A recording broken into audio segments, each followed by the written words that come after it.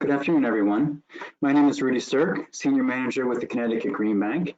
On behalf of our panelists today, I want to thank you for joining our webinar as we present the findings from the 2020 Clean Energy Industry Report. Over the next hour or so, you'll hear from a number of speakers on the following topics.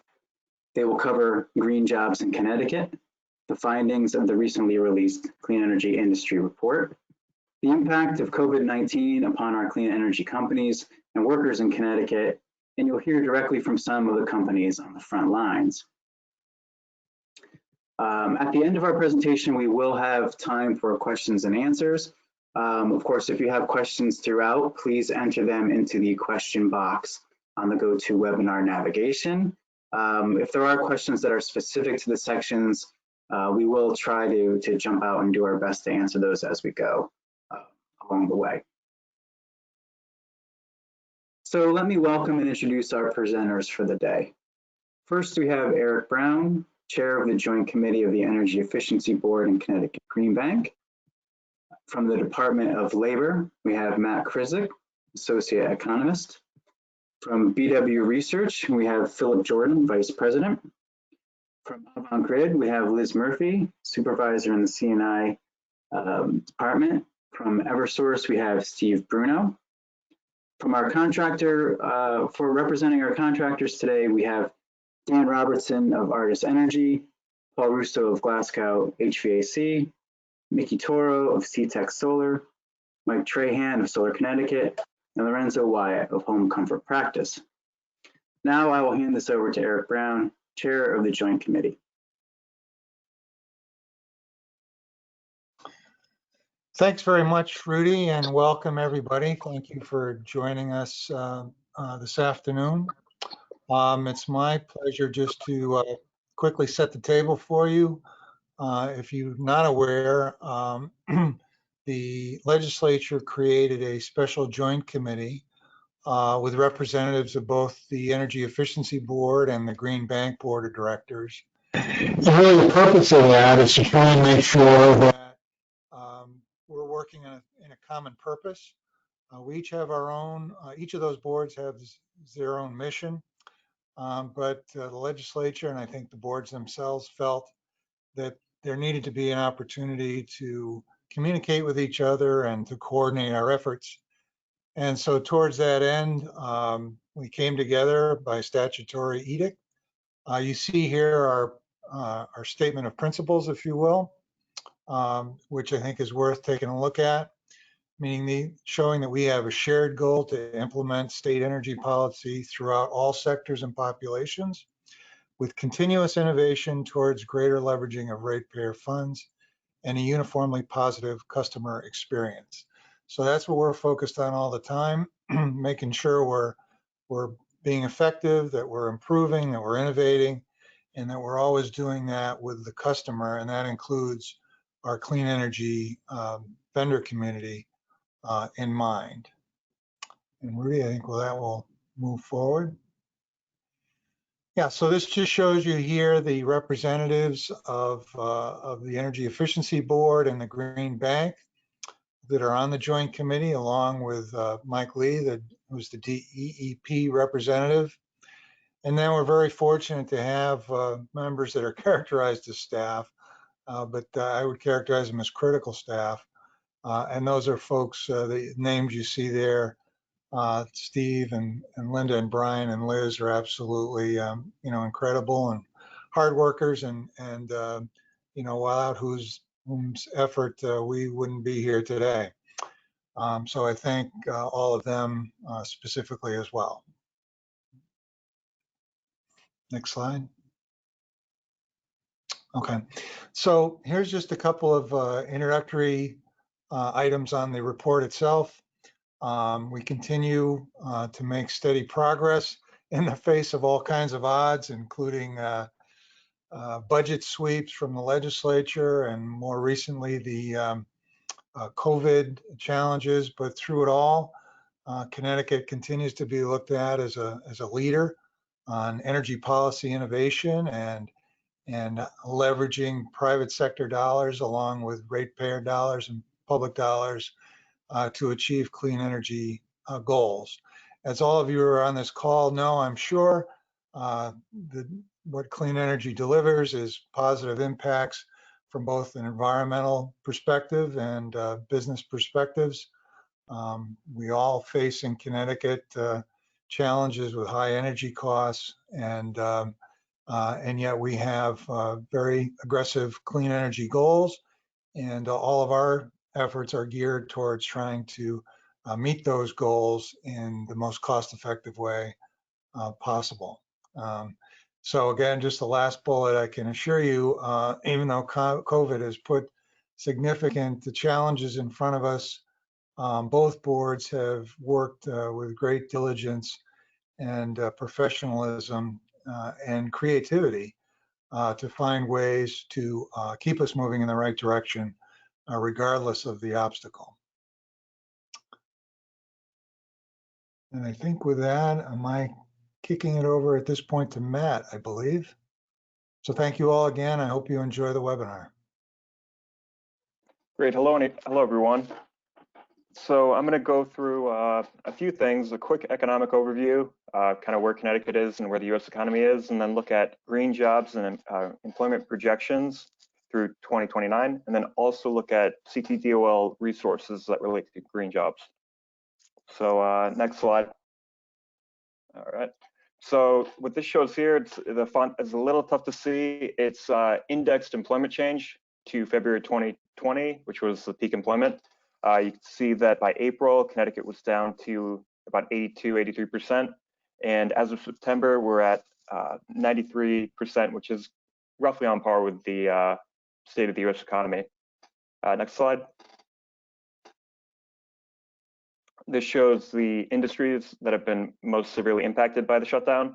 Not surprisingly, it's ones that don't lend themselves to working remotely, like accommodation, food services, retail, trade, whereas things like education, government, finance, and insurance have smaller losses because people can work remotely, kind of like all of us right now. Next slide.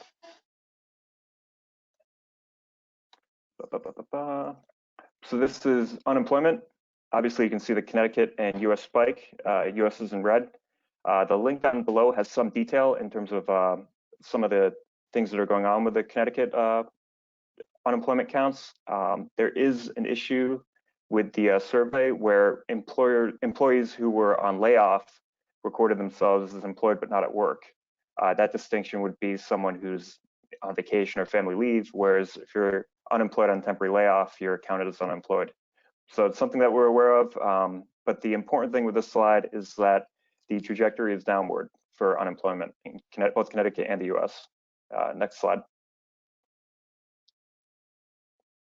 So this is kind of ending the quick overview on a more positive note. This is job openings in the US and Northeast.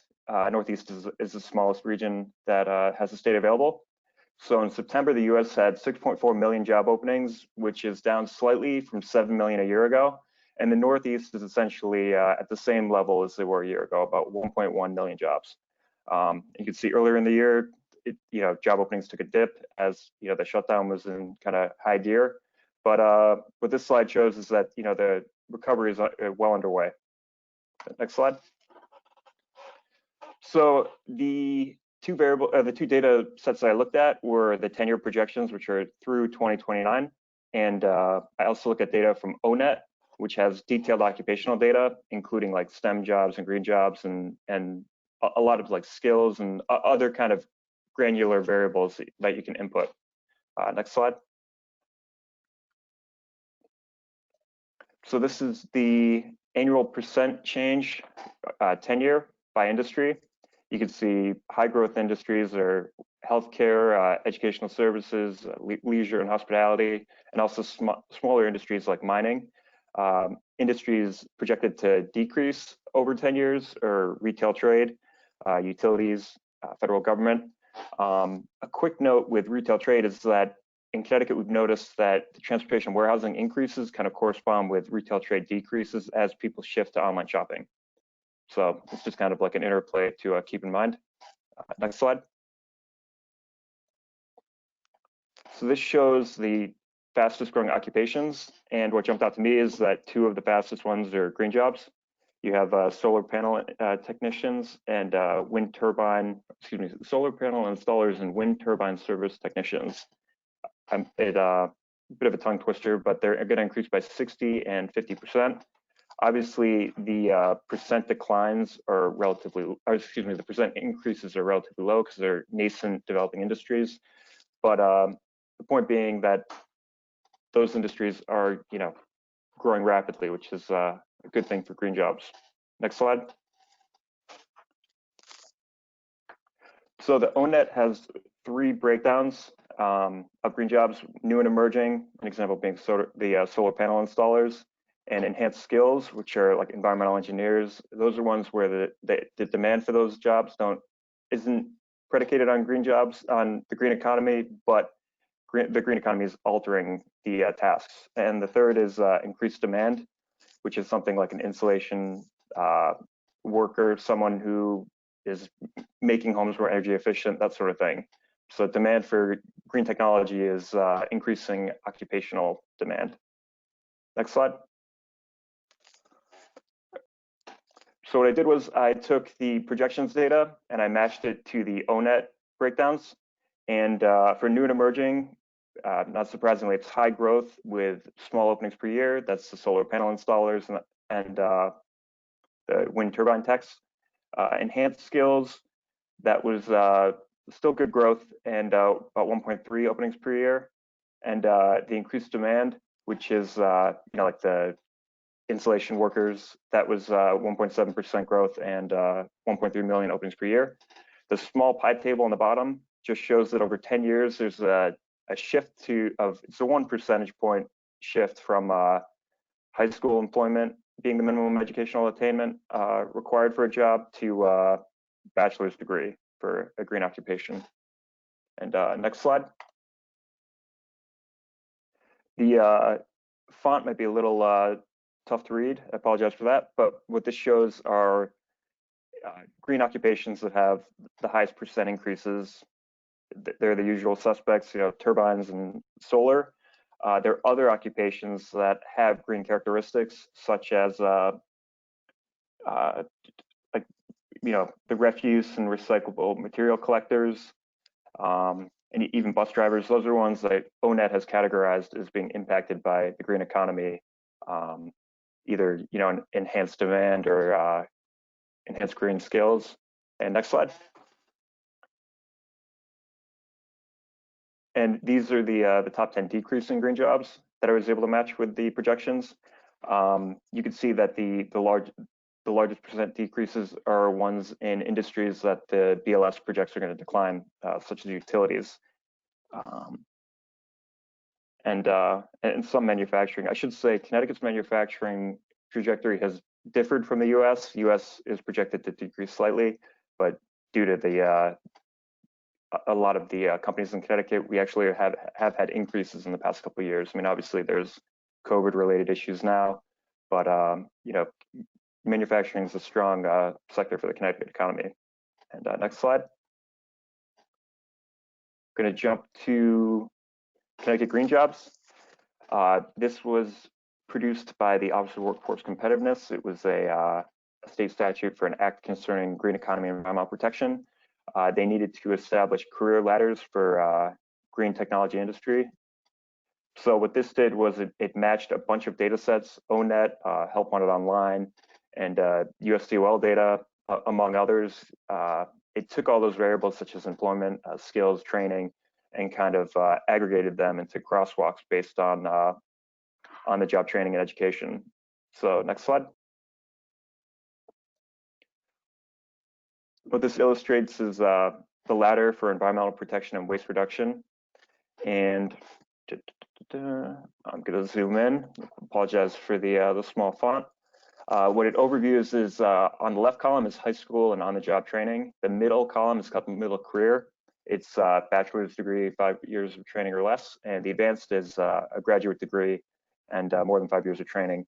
And what it does is the process matched like skills by occupation to kind of develop pathways. So say you were a environmental science technician, you could, which requires the high school diploma and on-the-job training, you could then pursue a bachelor's degree and become a microbiologist or a environmental engineer.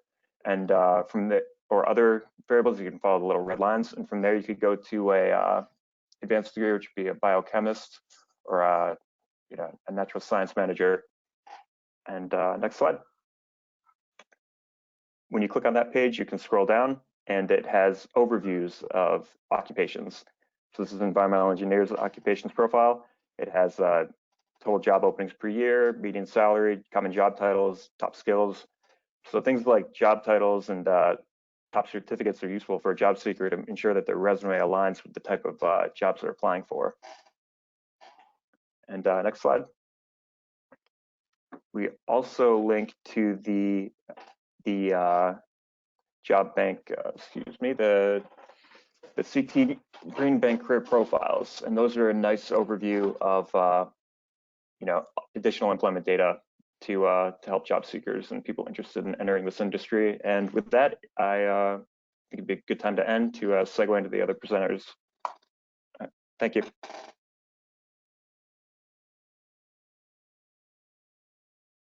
Terrific.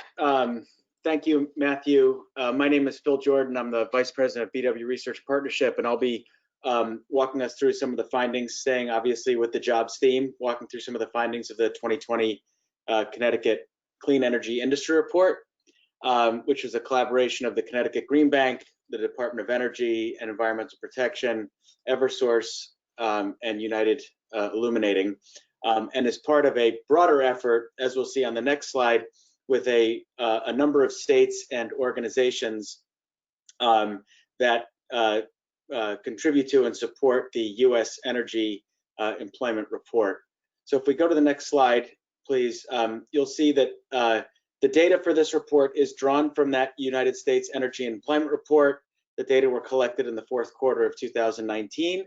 And the USER, as it's called, was a project that began in 2015 under the supervision of then Secretary Ernest Moniz at the U.S. Department of Energy, and for the last several years has been produced and managed by the National Association of State Energy Officials, NASIO, and EFI in Washington.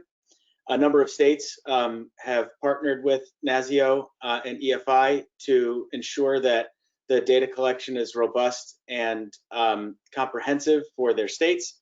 We're thrilled that Connecticut is one of those, and we're very excited that Connecticut now has the data to produce a comprehensive and customized clean energy report for the state.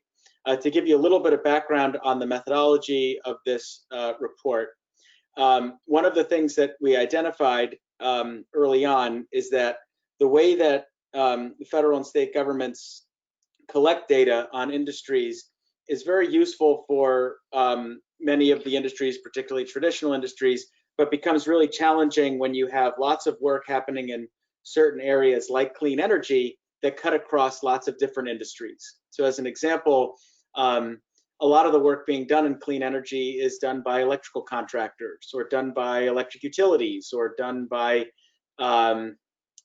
appliance manufacturers. And they don't have their own separate and unique industry codes to indicate that they're clean energy businesses. So we developed a methodology with the US Department of Energy, with EIA, and with the United States Department of Labor and Bureau of Labor Statistics to develop a survey that would replicate, to the extent feasible, a supplement to the quarterly data collected by the state and federal governments on jobs and wages, and in order to filter that information that's already produced by the state and federal governments, to get a better understanding of how much clean energy activity or energy activity overall is happening in any given state. And so nationwide, more than 25,000 businesses participate each year in the survey. That's a random assignment, and the margin of error is very small at that level of under 1%. And so if you've been paying attention to any of the polling challenges that have happened, our margin of error significantly exceeds, or I say significantly smaller than those presidential polls. So no fake polls here. If you could go to the next slide, please. Just quickly on the definition. So Connecticut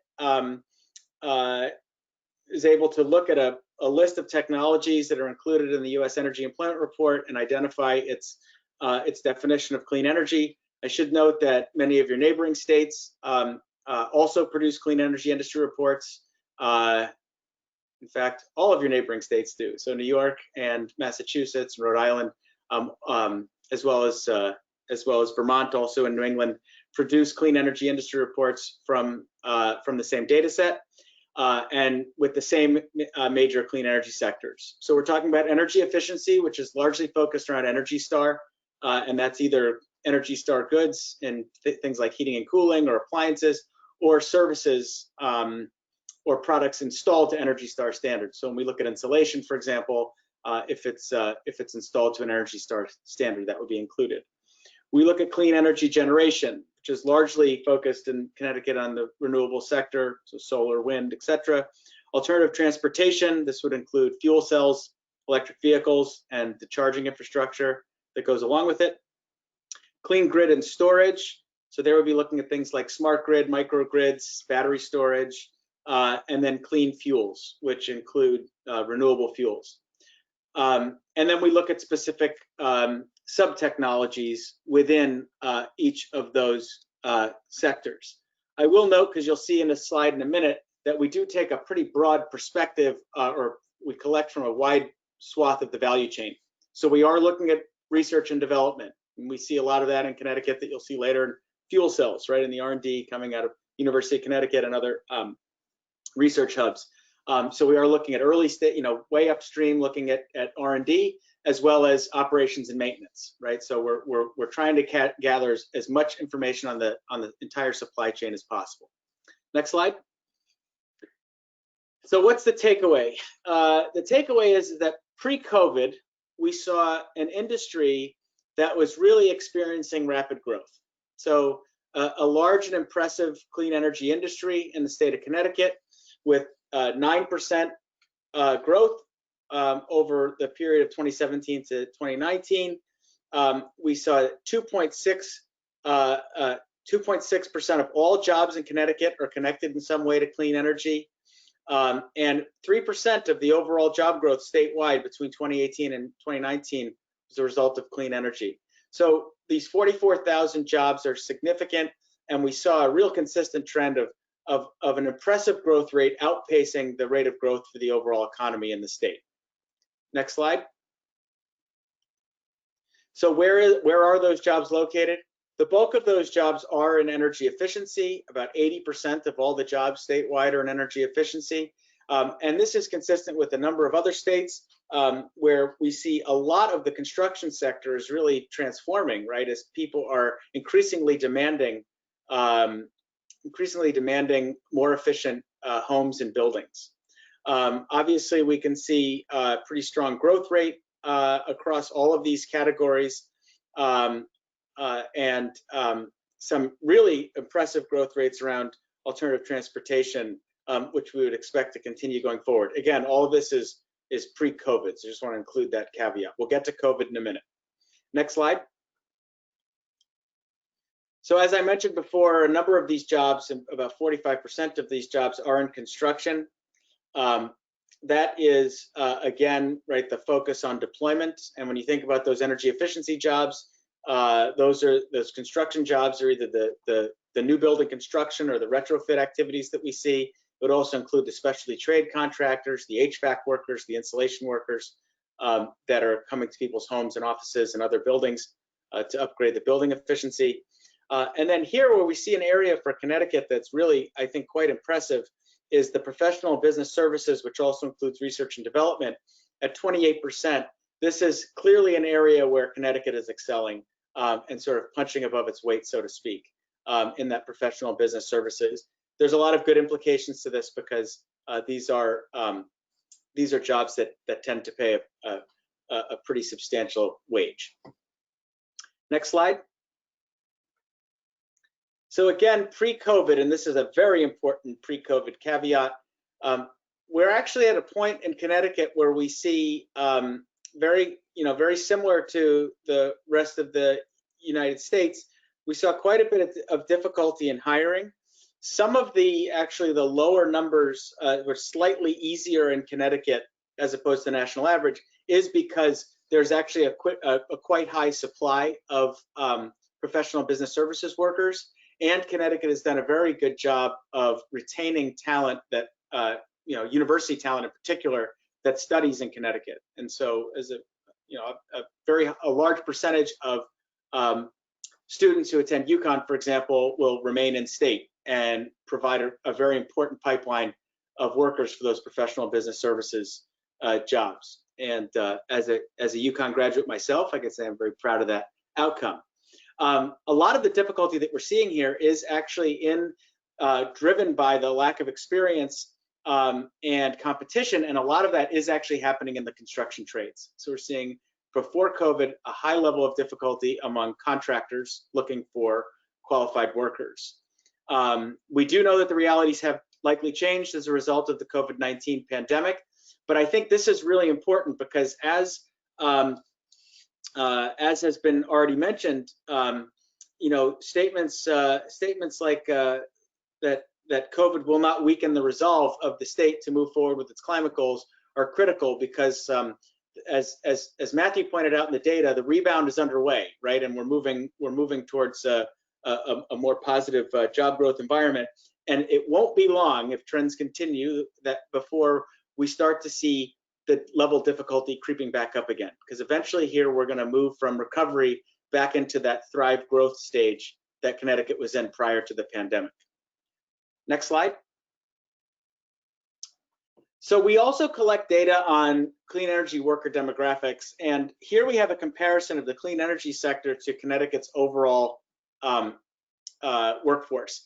And there are a couple of ways that this is, it's important, first of all, to look at for a variety of reasons, but we also want to recognize that when we look at things like the clean energy sector versus Connecticut overall, when we look at something like male versus female employment, and being significantly fewer females in the clean energy sector, we can actually look at the industry mix to give us some understanding of that, right? So when you recognize that 45% of the industry is construction, and construction is overwhelmingly represented by men, then you start to see where some of these numbers result from. So when we think about solutions for increasing diversity, equity, and inclusion, we need to be thinking about some of these underlying core sectors that are contributing the jobs to the clean energy workforce. So I will tell you that by and large, Connecticut is in line with national averages. We think looking at state level statistics is more valuable because comparing, for example, Hispanic or Latino workers in Connecticut with Texas isn't that helpful, just because of the differences in the underlying workforces. But what we see here is, I would say, an industry that in some cases is doing okay with diversity and equity and inclusion. In other cases where I think an argument can be made that there's a lot of work to be done. So I'm encouraged by the efforts underway already on diversity, equity, and inclusion, but certainly in looking at what are the sort of more traditionally focused underrepresented minorities, Hispanic, Latino, American Indian, Black or African American, it's pretty clear that there's some work to be done. However, I would want to do a quick shout out to suggest that great job with the veterans hiring, and so the programs that are connected to returning veterans into the workforce more than double the rate of the overall economy in the clean energy sector. So I think the clean energy sector deserves a lot of kudos for its work in reaching out to veterans for its workforce. Next slide. So the last one before we get into the COVID impacts is clean energy wages. There's some really good news here in clean energy wages. We did a comprehensive look at jobs, not only like solar photovoltaic installers, which are sort of purely dedicated, but we also looked at jobs that have more traditional job titles to understand if there's a premium or a discount for working in clean energy. And what we found was at the entry level, 92% of the clean energy occupations earned a premium, meaning that they earn more than their non-clean energy counterpart on an average, and 77% of overall. So as you move up in your career, maybe the clean energy premium starts to even out a little bit, but in those early days, having those clean energy certifications and skills can provide a real premium in the workforce. So next slide. We can go one more yet. We're gonna get into the COVID-19 impacts. So as we mentioned before, we were humming along nicely, adding jobs at a pretty rapid clip. And then all of a sudden, COVID hits, and we find that cumulatively from March to October, an 11% decline to drop us below the 2015 level. So we're 1,200 less than the 2015 baseline, 4,900 less than the 2019 baseline. So obviously a pretty sharp decline that largely happened in between February and April. Next slide. So here we see again, energy efficiency is 80% of all jobs, but 85% of job losses. This is not terribly surprising given that the energy efficiency sector in Connecticut is highly dependent on entering buildings when buildings are closed, or when people are hesitant about having people into their homes or places of work, or buildings are shuttered. You're going to have some greater impacts, and that's more than 4,000 jobs.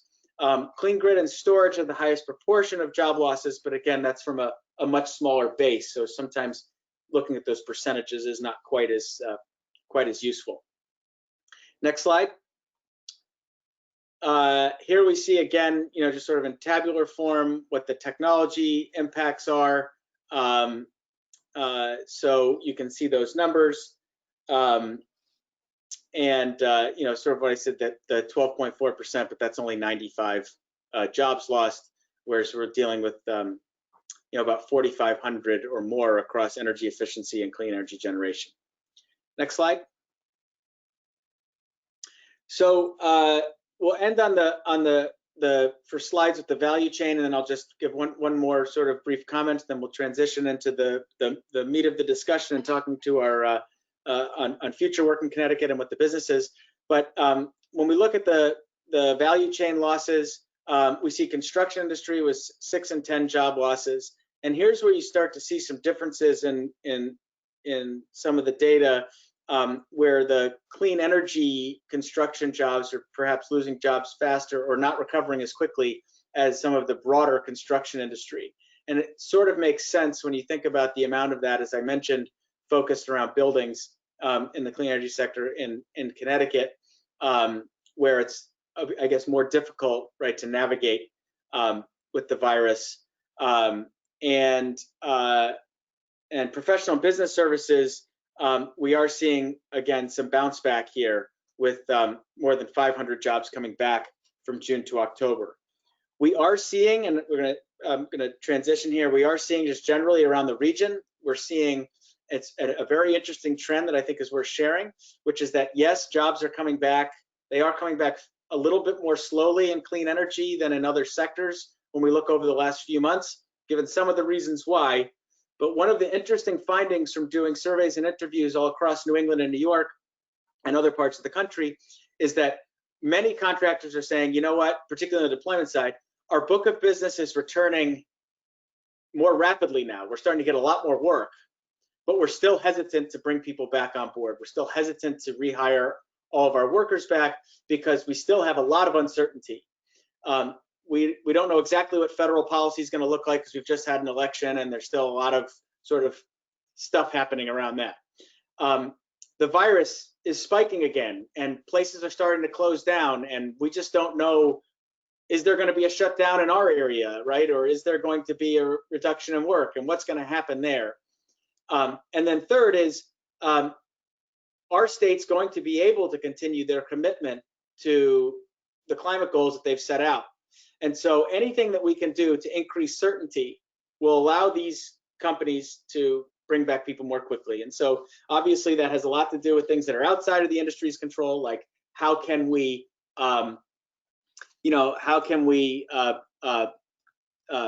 get the virus under control, and how can we make sure that people are taken care of?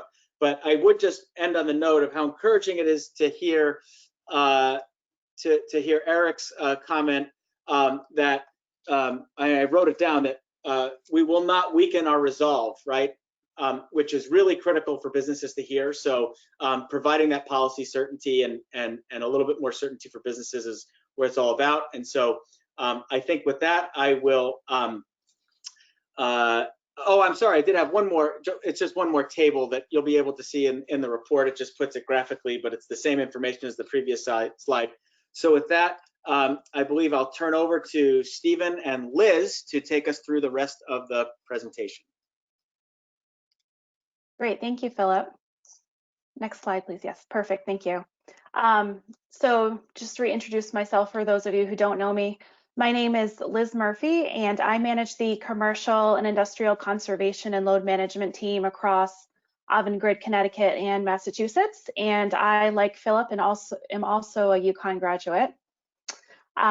So preserving the clean energy workforce is really critically important to the success of our industry and our collective ability to deliver important energy improvement services to both of our residential and business customers statewide. So in addition to the research and information that was gathered by BW Research, we conducted a series of surveys to over 1,700 Connecticut clean energy contractors, really in an effort to better understand the impacts of COVID-19 on their business, their staffing levels, as well as their project pipeline and their projected recovery timeline. So the first survey was conducted from April 14th through April 24th, followed by a second round conducted from June 26th through July 16th. And now that many clean energy contractors are back to work and they're back in the field, they've been back to work for several months, we're in the process of conducting a third round to refresh those survey results and hopefully glean some new insights. In particular, Philip mentioned there's been a sort of a slower return to work on the energy efficiency side, but we're expecting to see a shift in results across energy efficiency contractors in particular, largely due to some of the robust COVID-19 mitigation efforts that have been implemented by the utilities under the direction of the Department of Energy and Environmental Protection. And this is not only to preserve our critical workforce, but also to help jumpstart program activity to deliver critical energy efficiency services to our residential and business customers throughout Connecticut. So we've had a really big push over the last couple of months to provide our contractors with all of the tools and resources that they need in order to rebuild that pipeline and continue working with customers to give them access to these really important services. So now I'm going to turn it over to Steve, who is going to provide a high-level overview of what some of those COVID-19 response activities are. Perfect. Thank you. Steve Burnell from Eversource in the regulatory planning area. Work alongside with Liz as well. There's 5 utilities in the state that collectively have energy efficiency programs, and we work with DEEP to implement those programs and to help come up with guidelines for them during the pandemic. So I'm going to hit a couple of the key items. One is to put in perspective the combined budgets for this year, for example, for 2020 was $270 million across all the operating companies for energy efficiency, which helped drive a lot of the investment from customers and contractors to move forward with energy efficiency projects. We want to kind of keep that industry going during the pandemic. So we worked with DEEP and coming up with a 5-phase approach. And phase 1 was kind of health and safety. We worked with a third-party health and safety contractor to develop protocols and also align with DEEP's protocols for COVID-19. In terms of engagement, phase 2, we worked on workforce development programs and training for both residential and commercial contractors. Phase 3, we call Innovate, and that was coming up with new channels and program offerings. Some of the things that we had implemented during the pandemic were virtual pre-assessments and also energy savings kits that could be directly shipped to customers. And then phase 4 and phase 5 were on the plan and install. And primarily what we want to do is help contractors develop a pipeline of energy efficiency projects And part of that included enhanced incentives and items such as insulation, heat pumps, and lighting to help generate and spur activity with customers during this time frame.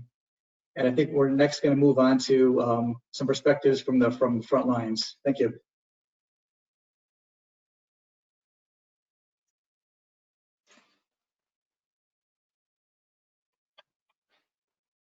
So I was going to go first. Okay, I'm not recognizing these slides. Okay, there we go. Thank you. That's a guy. I can make it up. Anyway, my name is Lorenzo Wyatt. I'm the owner of Home Comfort Practice. Thank you, Rudy. Thank you, Green Bank, for bringing this webinar together. From a contractor's perspective, Home Comfort Practice is a home energy solutions and home energy solutions income eligible contractor. We've been doing it since 2010, 2011. So we're pretty big. Currently have 14 audit crews. We have 12 installation crews working now, 3 window crews. So we've gone through a lot. We've been doing this for a while. We've gone through a lot. So I can tell you what we've seen through the pandemic. So a couple of points that I think are really important. And first and foremost is that DEEP has done an extraordinary job of stabilizing this industry through the pandemic. The leadership there, Victoria Hackett, Michael Lee, they stepped up. They hosted meetings with the utility companies who also have to be applauded for their efforts to stabilize the industry and make sure that we still had an industry. And then contractors. So they convened this group and we worked through, the first days. I think it started around, maybe it was March or April, just planning and figuring out how we were going to get back to work. They did a great job with that.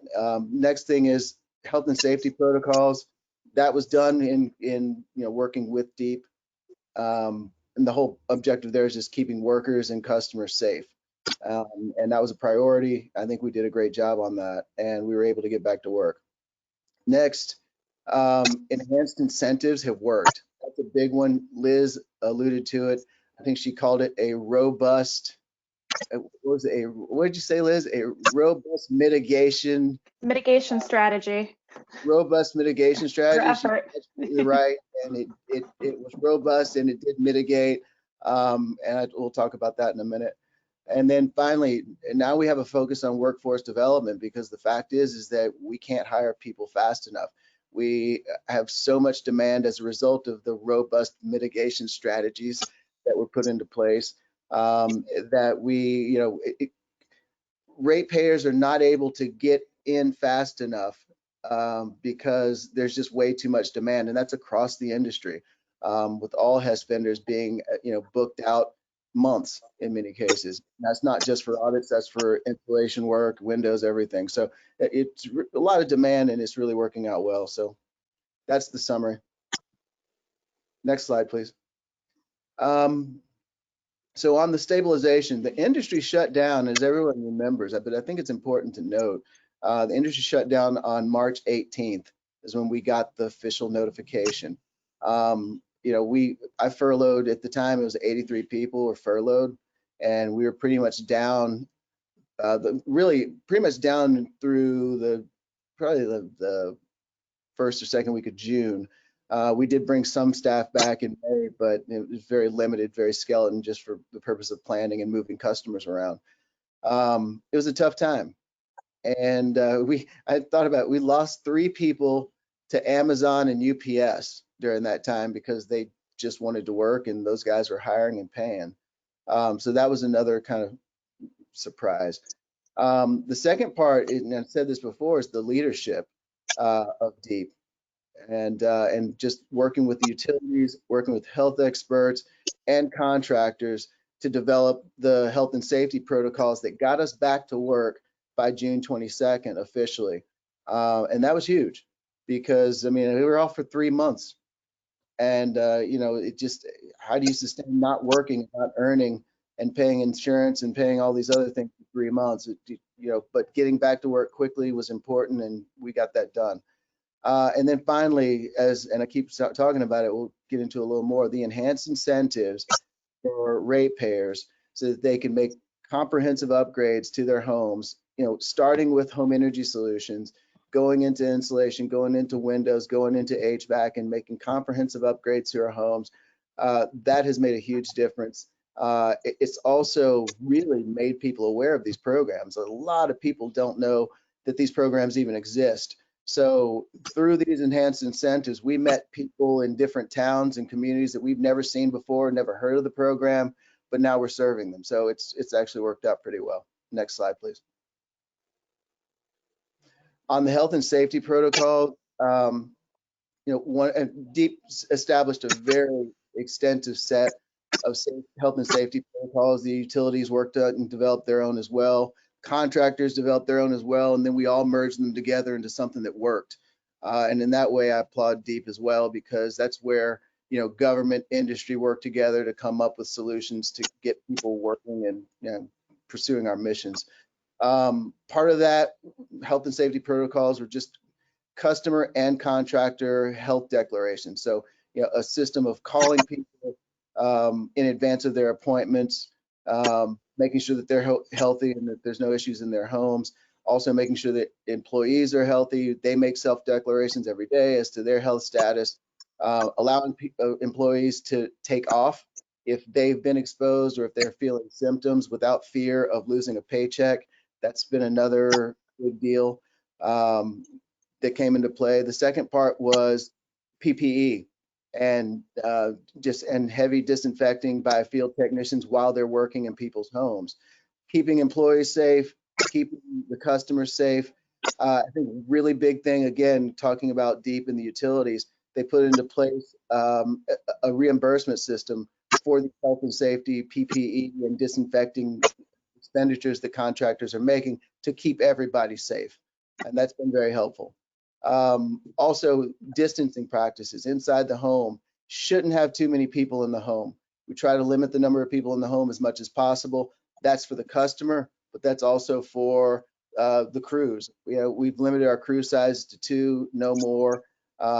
With respect to posted or in progress inspections from the audit from the utilities, those have been limited as well. So we're trying to reduce the number of people who are in the home at any time, but then also if customers can isolate in any way into a certain part of their home so they're not having too much close interaction with our crews, that's ideal. Most face-to-face consultations take place outside. So they're all little things that the industry is doing to keep workers and customers safe. And then finally, Connecticut has a very robust, we use that word term again, testing system, and people are getting tested. And as more people get tested, more people are detecting the virus and they're staying home. And that's been important. And so we're from there, it's tracing those people who they had contact with, other employees, customers, and making sure everybody's notified so that they can make the appropriate, take the appropriate actions. Next slide. So enhanced incentives have worked. So what they did, and there's a lot of other incentives, but as far as my business is concerned, first thing is they waived the copay. Before the shutdown, the copay was at $75. They waived it for HES customers. And so that made the sale very easy. And that has promoted word of mouth as well. And then the other big move was making the insulation rebate $2.20 per square foot, which covers up to 100% of the cost of insulation, which the number of people taking advantage of HES, we really didn't do that much HES in the past. We mostly did IE. But I would tell you that since that $2.20 per square foot rebate has come into effect, whereas we used to be about 90% IE, as of this moment, we're about 50% IE and 50% HES because of the increase in HES demand, because of the waived copay, because of the $2.20 per square foot rebate for insulation. And also there's a $100 per window if you upgrade from either single pane, double pane, up to triple pane, which is highly efficient. So these incentives have done a great job And so it's driven demand. We're booking. I've talked to several contractors who said they're booking into March for installation. Right now we're booking into February for installation. For audits, I think we're booking into January. Again, I have a lot of crews, so I can handle that, but a lot of contractors didn't have that same capacity, so they're extended out further. It's a great problem to have, but this demand is taxing industry capacity, so it's causing customers have to wait. Unfortunately, incentives are going to end. These great enhanced incentives are going to end on March 31st. So if you haven't already gotten it done, you should. You better hurry up and do it. Let's see, what's the other thing? But certain incentives like the window, the $100 per triple pane window, that's going to go through the end of the year. The copay for home energy solutions is going to go to $50, up from $0 to $50, down from $75. That's still great. I think it's a deal killer. So I think we're going to have a lot of really positive momentum coming off of these enhanced incentives, coming off of the shutdown, and as a result of all the work that's been done by DEEP and the utilities and the contractor community. Next slide, please. So now we're focused on workforce development because we have a shortage of audit and installation technicians. Also office staff, that's another thing, just handling the demand. The phone volumes have increased, so we're taxed in that way. Just yesterday, we had the DEEP hosted the Conservation and Load Management 2021 plan update. Workforce development is going to be a priority.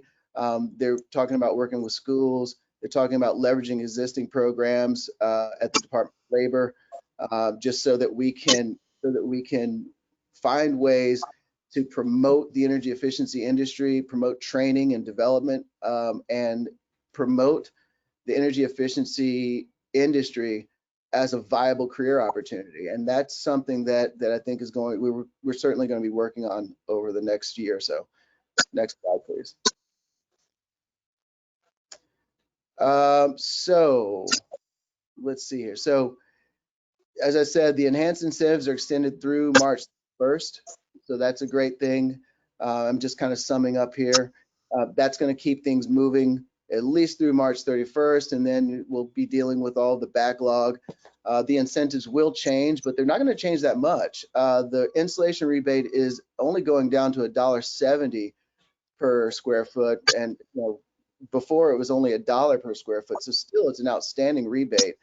So I don't see too much demand dropping off there. As I said, the window rebate is going to continue through the end of the year at $100 per triple pane window. That's still positive. And there's other incentives for HVAC as well. We're serving more ratepayers and we're creating jobs doing it, which is a great thing. And this is all positive. Also, I think one of the positive things that has come out of all this engagement with DEEP, and I just got off a webinar just this morning, were solutions to barriers to weatherization. And I think those solutions are imminent. I think there are enough people working on it now, enough parties at the table to come up with solutions, because specifically for low income households, they cannot access, and actually in my own experience, about 30% of the customers, specifically in the income eligible marketplace, 30% of those customers aren't able to access Energize Connecticut programs, aren't able to get their homes weatherized, and aren't able to reduce the amount of pollution that's created as a result of them trying to have energy because of barriers to weatherization, such as asbestos, such as mold, sometimes knob and tube wiring is another. All these things are keeping people from accessing these programs as well as the benefits that they're paying for through the energy efficiency fund. So yeah, I think those solutions are coming because equity has become a priority at DEEP as well, and making sure that those people who need these services the most, those people who need the energy savings and they need lower energy bills the most, are going to get served, and funding is going to be moved into that agenda. So I think that's a positive thing. And then overall, I think that the pace post-COVID has been great, and I think that now we're accelerating the pace towards achieving Connecticut's 2030 energy efficiency goals, which is to weatherize 80% of the housing stock by 2030. I think we're on good pace, and I hope that we continue to see that support from the utilities and from the government as a whole. So overall, the outlook is positive.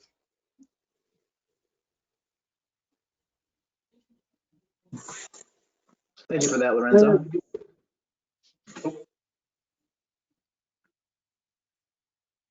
Hi, everybody. This is Paula Russo. I'm the owner of Glasco Heating and Air Conditioning.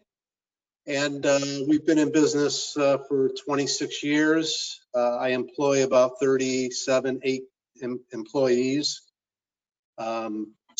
My background has been in residential heating and air conditioning, both new construction and retrofit. We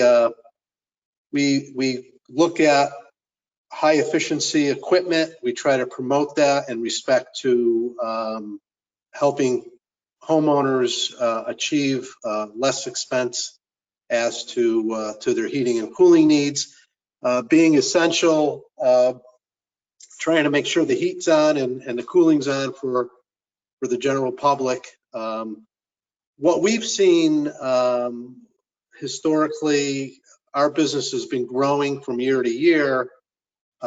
Since the pandemic, one of the things we're seeing is that homeowners are not just there for the home itself, but turning into home offices and homeschooling. And as they're spending more time within their homes, they're looking for innovative ways to cut their utility bills by virtue and have a more comfortable experience within their homes. And we've taken the approach of looking at the ductless mini splits in particular, which have high energy ratings that are Energy Star, allow us to go in and have the homeowners get off the fossil fuels and turn their homes into multi-zone style homes where they can control heating and cooling really from just about every room within the residence. And this has turned into a more comfortable residence, along with lowering their utilities and getting onto clean energy. And part of that has been the green energy, and the green bank has been helpful with having incentives for that type of system, along with having lending programs that allow us to move people into these types of systems. And so that's been growing exponentially. It's almost like a check mark for us in terms of growth.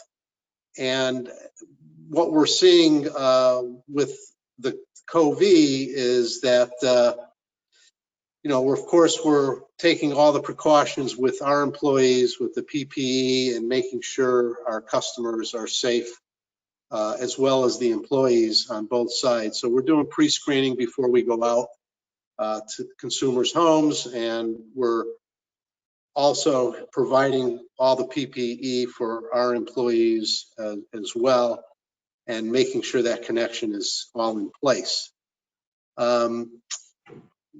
What we're seeing in the workforce is, with our industry, it's a licensed industry, and there's a long process to bring people through either an internal apprenticeship style program working with the state of Connecticut. And we're hoping that, the state puts more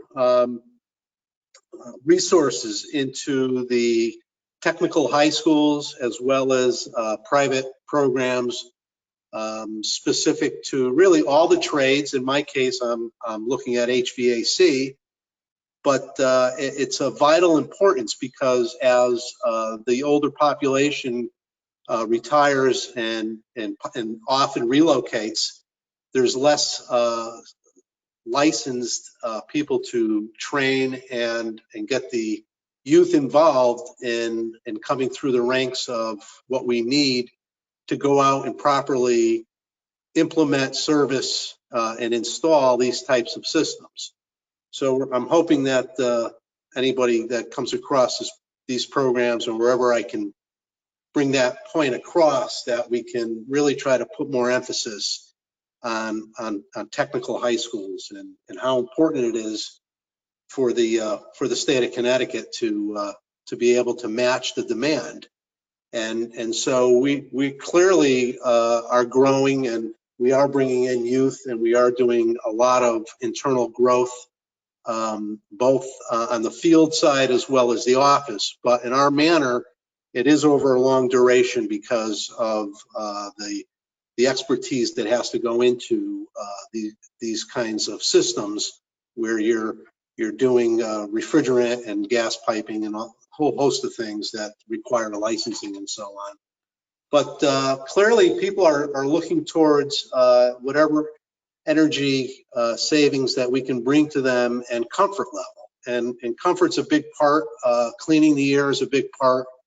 And so we're spending a lot of time with consumers as to really going through and from top to bottom as what we can do to make improvements. And of course, with all the home energy improvements with insulating and window treatments and windows themselves and things that are being done through the state in that fashion, collectively truly work to bring the heat losses and the requirements for heating and cooling. We can take homes that may have needed X amount of BTUs to heat that space, and with the improvements and with the programs, often it can be cut in half. And if you're doing that with a clean energy and a high Energy Star type of system, you can truly make some big impacts on comfort as well as utility bills. And so that's really been the state of HVAC in respect to the residential business from our perspective. And Rudy and Greenbank, we really appreciate the opportunity to express that. Thank you very much. Thank you, Paul. We'll go on now to Mike Trahan of Solar Connecticut.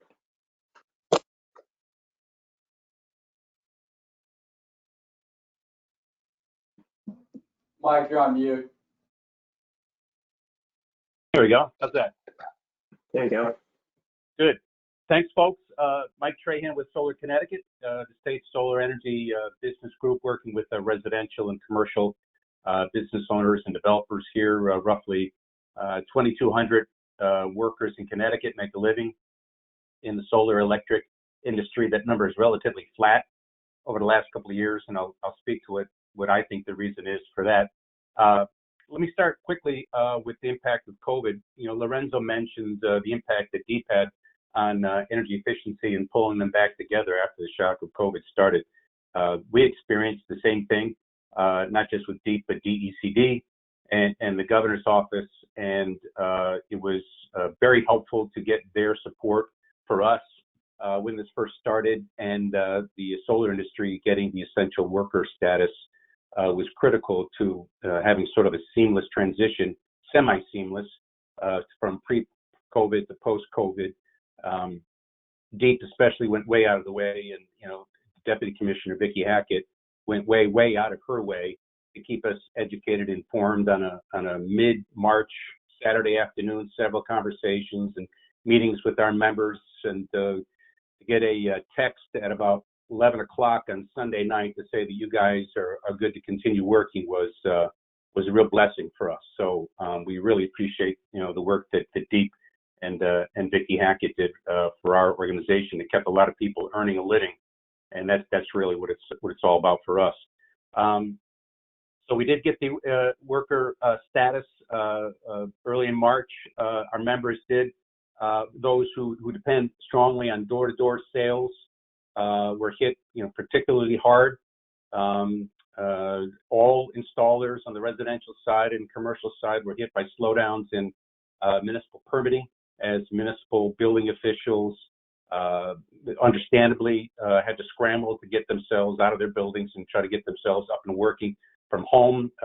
We put together actually a YouTube video to help local building officials understand better how to do remote inspections, site inspections.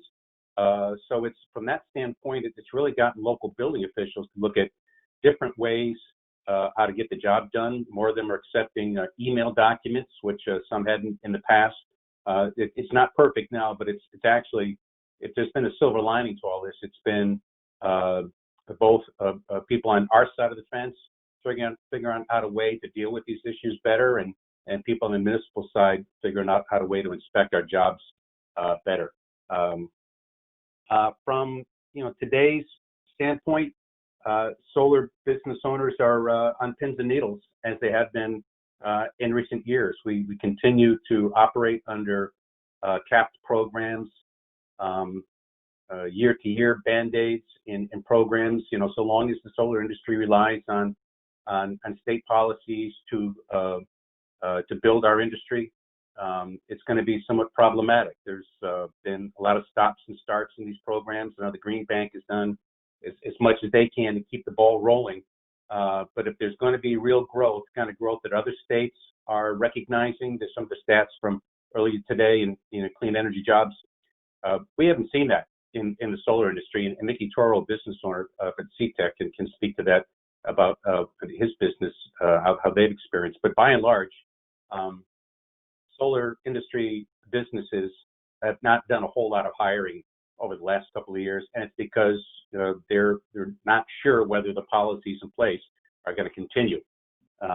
So if there's a hurdle that needs to be cleared for us to match the kind of job growth that other states are seeing, like Massachusetts, it's that more sustained policy, and a lot of it's going to be decided in the next 12 months as PURA continues to deliberate on a couple of different dockets that will determine successor programs to net metering as we start looking at tariffs, and also the value of distributed energy resource is another one that's going to be very critical to the solar industry's future. That's where we stand right now, and if I can answer any questions at the end, I'd be happy to do so. Thank you, Mike. That's very helpful. We're going to turn over to Mickey Toro, who you just mentioned.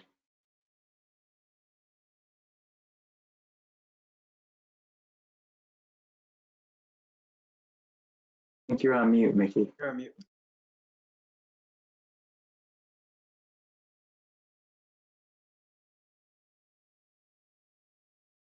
There we go.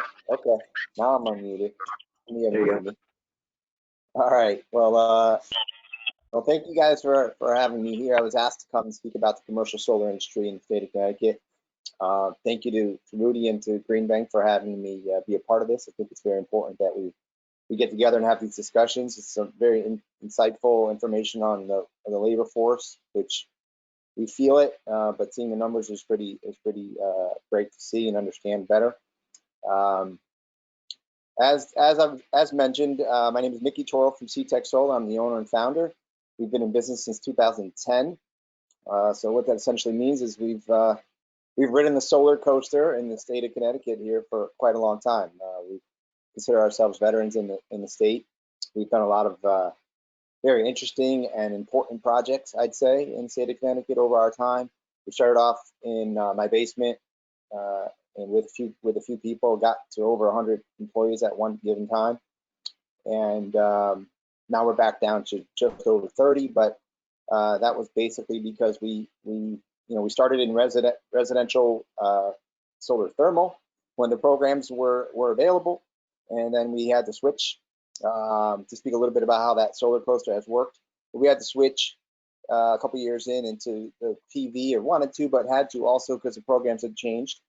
But got into solar PV, did residential, a little bit of commercial, really grew our residential market, and we're a part of the really, the rapid growth in the state. I think a big part of it through the programs that were here.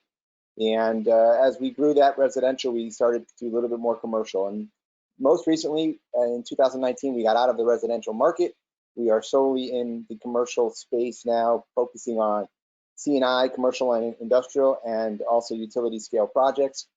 We not only work in Connecticut, it is our base, but because of aforementioned program uncertainties, we've realized over the years that we cannot rely specifically on and only on Connecticut. Unfortunately, legislation is just not stable enough So we also have, like currently we have projects going on in Massachusetts, New York, and New Hampshire to keep ourselves, viable and keep our business working. So that's essentially what we do now, and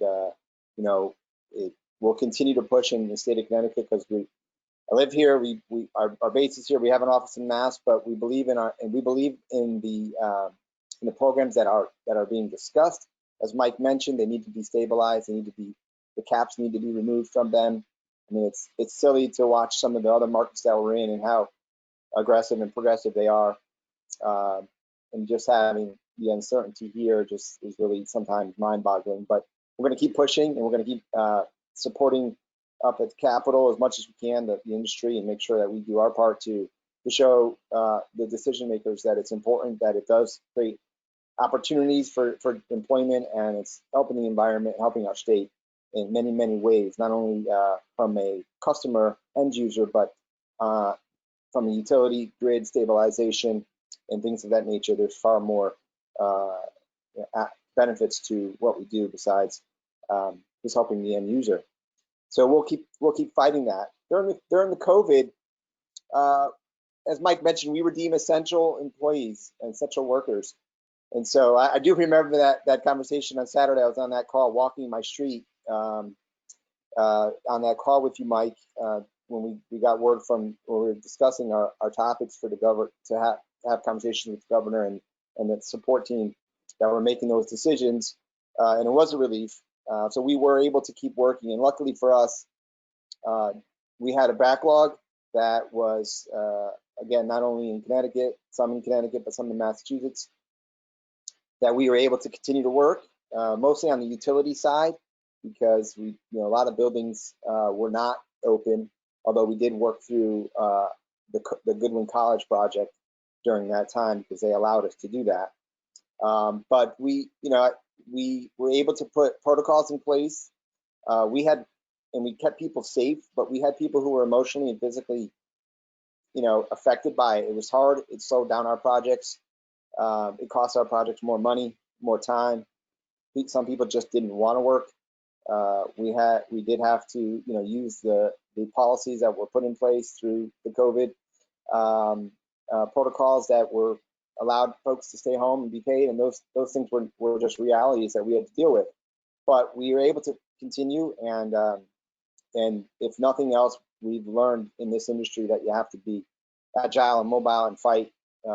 We have a saying called, be the frog, and it's just, if anybody's seen that picture of the stork eating the frog while the frog chokes its neck, that explains a lot about what we deal with in renewables in our state. And so COVID was no different. We continue to do that, and we got PPE for everyone. We got it actually pretty early.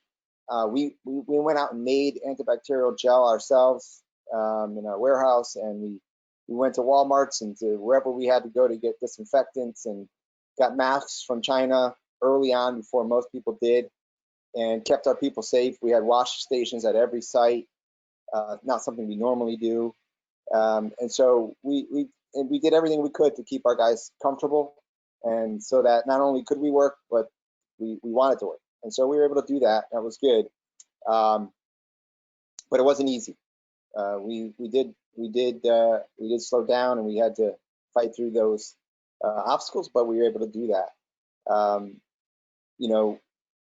Although that was great, we did not see new business during that time. And so we are starting to realize that we have a gap that we're going to have to fill.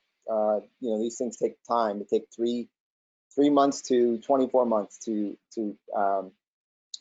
incubate some of these projects, and we'll have some difficulties coming up that we have to figure out. And we're working really hard now to make sure that we can fill those holes. We have some life out there. There's people are starting to reach out to us again, and there's RFPs out there for municipal projects, and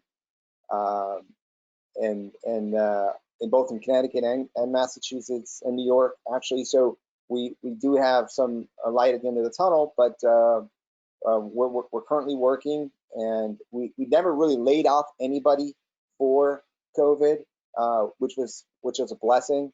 We'll actually try to add a couple positions once we have some certainty on the programs, but without that, we'll stay stagnant, as Mike mentioned.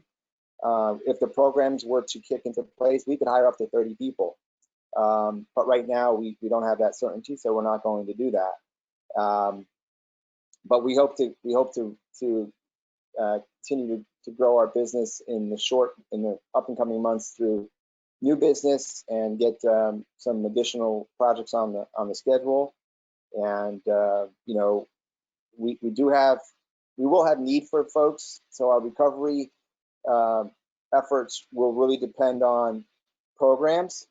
If we don't have programs in place, we'll really have to figure out what we can do, you know, through this, you know, next 3 or 4 or 6 months to keep ourselves busy. Unfortunately, I hate to say it, but if we don't have those answers soon, we will have to lay off, and it won't be because of COVID. It will be because of our programs.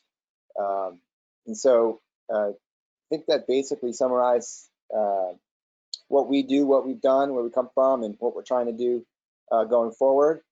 And of course, if there's any questions at the end, I'm certainly here to answer those for you. And thanks again for having me. Appreciate it. Thank you, Mickey. I think we all can relate to that. Be the frog poster, right? Yeah. Dan, we'll turn it over to you. Yeah, hi, I'm Dan Robertson. I lead Artis Energy Solutions. We're a commercially focused energy efficiency contractor. We developed and turnkey projects. We also install electric vehicle charging stations. So as with my colleagues, I also wanted to thank the Connecticut Green Bank, the Energy Efficiency Board, Eversource, and UI. I think they've taken decisive action during a pandemic, and it's something all we faced that was not a playbook for. So it has really supported our customers even more than our businesses, because without our customers, we're nothing going forward. So I've been very impressed. I think the state overall has been very collaborative and looked at things from a pragmatic standpoint, balancing safety and minimizing COVID risk while keeping the doors open, which is critical for all of us in a very responsible manner. So there's been a very responsible phased approach. So I'm going to break this down to a couple different items. I'm going to give you an overview of our company and the energy efficiency industry. I'm going to talk about COVID, which we've seen from a time frame in terms of employment, and I think that ties into some of what Matt said on his charts. And then I'm going to give you kind of the current status and just some ideas. So from an energy efficiency standpoint, we're focused on all the commercial areas, and I'm including nonprofits for that. I'm including municipals. I'm including religious buildings. We're focused on all the segments. So combine that with all resi, so you're looking at deep utilities covering the entire state. You know, and the utilities provide terrific incentives, even throughout projects, to make customers attractive financially for businesses so they can upgrade their heating and cooling systems. They can improve their lighting. You're talking about visibility and comfort. You know, and many times, most of these projects provide a better payback and a shorter payback than you would see from any other projects 4 or 5 years before COVID. They're even better now. But think about this, you know, we talk so much about the energy savings and the financials, which are critical, but think about all the other benefits you get. How many of you have gone to a hotel and been in a room where the AC is not working, or you can't see, or you go into a public building? There are a lot more benefits. And I want to share with you a couple examples that are very important. We've just recently completed a manufacturing building in New Britain area. You couldn't even see where they had racks and the parts to do things. So think about safety and all those other elements that these things impact that sometimes get missed because we talk so much about the numbers, and these relate to the numbers. They're soft, but very important for that. So just to give you some background on our company, we've been around for a long time. We fluctuated between 13 and probably 25 people over the last couple of years. The pandemic really damaged our company coming into the year. We were at about 20 people. We would have gone under without the PPP loan. and the support of our partners. It's been devastating. And I'm going to break it down to 3 different elements.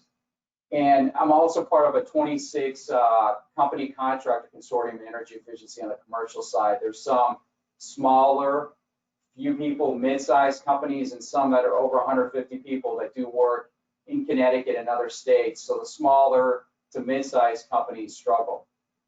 So a couple things there that you're seeing is most of the companies have gone through this PPP process.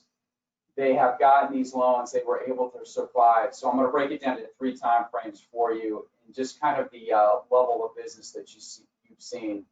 So from March to May, we're basically shut down. We're 20 to 30% activity. You can say shut down, you know, we had people go home, we furloughed people as many of the other contractors had. During this time, both UI and Eversource, they came up with some, I thought, very unique ideas for the commercial space, including virtual audits. So you can think about FaceTime or your other video platforms. We can do a virtual audit to get into the facility. Because if you think about it, at that time, we don't have therapeutics. We're still learning about it. We're still guessing of what's going on. Our hospital rates are rising. So that really helped, in addition to some of the safety protocols that were established with many of us installing when nobody was in the building, which was our preference to get things going. So we had that initial phase, or 20 to 30% activity March through May. Then you have June through August, where you see a 30% to 50% activity level. And I'm speaking more business activity level, revenue, energy savings, however you want to look at that. And I think a lot of this was driven by the DEEP's incentives, the Energy Efficiency Board, the utilities to put these programs in place. Basically, these higher incentives to give companies an opportunity to pursue these projects to make it a better environment for their customers, their employees. And now the finance becomes an even bigger player. So many of these projects are cash flow positive. And for the smaller businesses, the small nonprofits, it's on-bill utility financing for many of these. So these companies or smaller businesses that are worried about making it your liquor store, grocery store, now you've got a situation where they can finance on-bill. They don't have to go to a bank. They're basically paying for the project with their energy savings. There's deferments to help with that. It's terrific. It's kept these companies alive, these customers alive. It's helped our businesses. And then with equality, there's been more focus on municipalities, those small micro businesses that are really struggling to make it. We've seen a lot of those areas in that growth. So they've done a terrific job with that. So recently, I'd say probably more late September, but from September through now, with the increased incentives and focus on those areas, you've seen business return to about 75 to 100% levels in many cases. Similar to what Lorenzo said, I wouldn't say we're out to February. It's a little bit different. I think it's a little bit longer cycle, maybe on the commercial side, but we're seeing a lot of interest. I think what's happening with COVID, you know, with the vaccine announcements, help all those ideas. Where are we now? Where's the industry now? I think the smaller contractors to mid-size are still facing a huge cash issue. And the reason for that is you've lost 3 or 4 months of sales. So you think about that. Project life cycle is 3 or 4 months out. You bill it, you get your revenue, you collect cash a couple weeks later. So you got to make that up. So in terms of our company, I'm probably looking at running at 13 people and trying to bring some people back next year. But that's our near-term focus. So, you know, we've obviously had to work with our suppliers. There's some programs with the utilities to get cash early on to keep us going. I just think we have to continue to be smart, you know, following CDC guidelines, what's out there, distancing and keeping our businesses open, and following the process and just making it through this next wave. So that's what I see out there. I think from the future, in terms of the attraction of a workforce and developing the workforce, we've got to get away from positioning this as more of a legacy business. And I think how you do that, speaking, I have teenagers, people, even people in their 20s or younger, they're always on their phone. They're always on apps. Think about the great things around energy efficiency, whether residential, you'll see it with your lighting, your other systems, or even I open my garage with my phone. Tying that into technology and really talking about that, I think, is very critical. And especially talking about the electrification, you know, really revolutions with all the EV models coming on market, with all those other things happening, you can really tie technology to then get people excited. You've got to do that to develop and put this industry in a highlight and a higher level, which I think it is changing. It's not just, we do a lot of lighting, but it's not just about the lighting. There's a lot more that goes about that. And I think another thing we have to do, it's not the environment or business, it's both. We can do both things in a smart way that impact our ratepayers positively and provide a better environment and climate. So that's kind of the wrap on this end, and appreciate the opportunity. Thanks. Thank you, Dan. Thank you all our presenters today. I definitely appreciate ending on a note that says it's not just the environment or the business, but that we can accomplish both. I think all of our panelists and presenters would agree on that. So thanks to all who presented. We'll hold here for a moment or two to see if any questions come in. I'm a little surprised at this point that we haven't had any questions come in, but I think that's just because everyone did such a thorough job presenting. But we'll wait a minute here. While we're waiting, in the interim, if there's anything that any of our panelists want to add, we do have a minute or so here.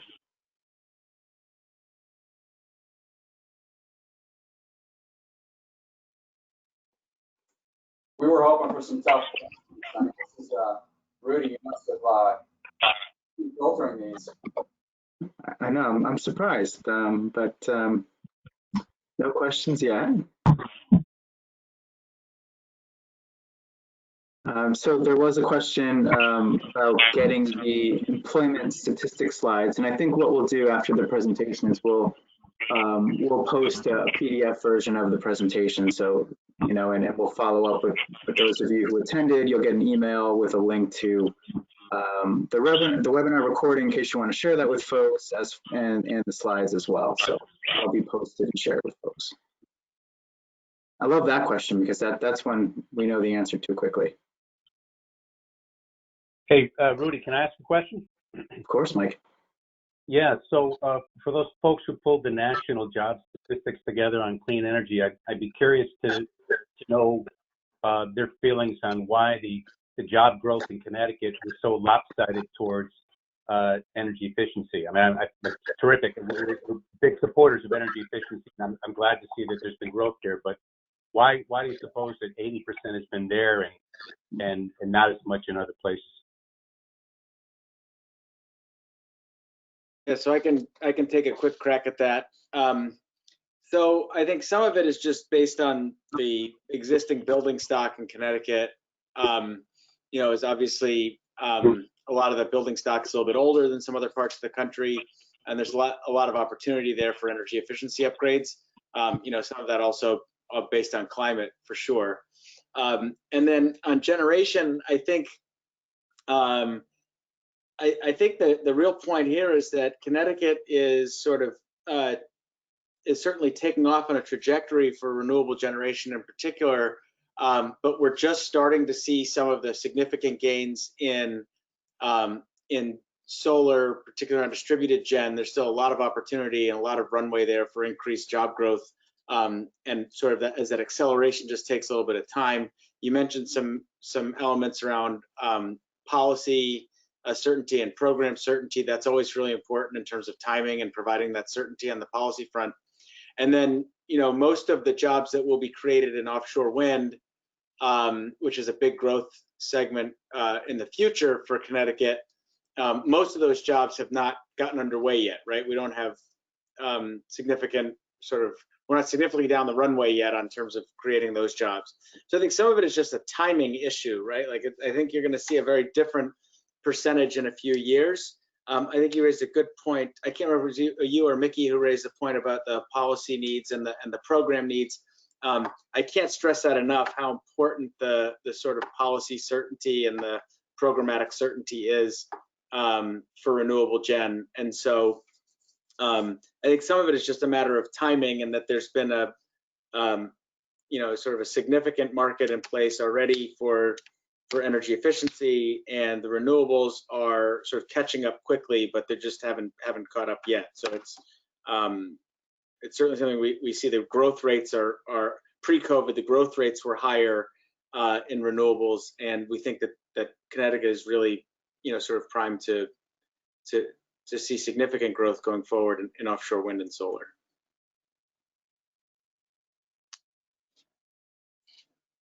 Okay, so we had one question come in here. Is the drop in jobs in 2019 due to uncertainty about state programs? There were 2 years of more than 1,000 jobs added and then less than 500.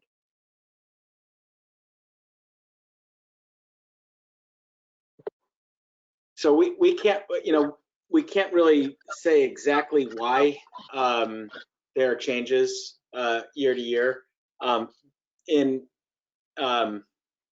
One of the trends that we've seen nationally, at least in renewables, particularly in distributed gen, is that companies are getting a lot more targeted and efficient and effective in their sales process and customer acquisition. And so, there were a lot of models across the country that had a very high percentage of the solar workforce was for installation companies, but really on the sales and customer acquisition side, and that's really streamlined quite a bit. So there can be sort of business model things that also come into a slower growth as companies sort of change their approach a bit.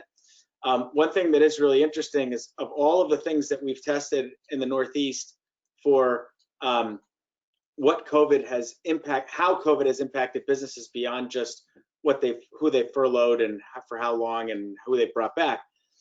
By far, the biggest challenge on the solar side of the equation is customer acquisition, right? Like this pandemic has really frustrated the customer acquisition side. That's starting to pick up again. So I think we can't say for certain why what the reasons are for everything in there. There's a lot of different factors. But employers always is a top 2 or 3 item everywhere in all of these sectors will say that policy stability and program stability is a key to their planning. If I could interject, this is Mickey from CTEC. I would say that the majority of the issue is the programs, and I don't have the data you have, but as I've said, we've been doing this for 10 years, and we watched the market go up and down, and it really always boiled down to the programs, because we have, as I said, we do C&I, which is commercial buildings and industrial buildings. We also do utilities, which is solar farms. We were the first community solar. We did the first community solar project in the state of Connecticut. We did the first virtual net metering project, which means we built a farm in Thompson, Connecticut, and we sell the power to West Hartford. These are programs that were pilots that we initiated and answered RFPs probably 3 years ago. They've been built for probably 2 years or maybe a year now, or maybe even longer, and yet the follow-up programs have not come out yet. We deal with ZRECs and LRECs in a very unique manner in our state, where we get one opportunity a year to build our pipeline. It's limited. It's a reverse auction, so it's very competitive. I understand the mechanism and why it works for the utilities, and we've managed to operate under those guidelines, but it's very difficult. We have so many more customers than we have programs to service. And there's no question that the world knows, the state, the society knows that we need this, and they want it. Municipalities want it for their buildings, schools, municipal buildings, town halls, whatever. Hospitals want it. They want to use it. They want, there's homeowners, building owners. They understand why it's important. We just don't have the pace that we need in the programs to get it done, and that's unfortunate. So I would answer that question with yes. I think a large part of that problem is we don't have programs that can justify or meet the needs. Great, thank you guys. Thank you for those answers. To respect everyone's time, since we're already a little bit over, we are going to end things here. I want to say thank you again to all of our panelists. Great job today. Thank you to everyone who attended. And we will be sending out follow-up information with links later on. Thank you all. Thank you for moderating. Happy Thanksgiving, everybody. Thank you. So long. Thank you.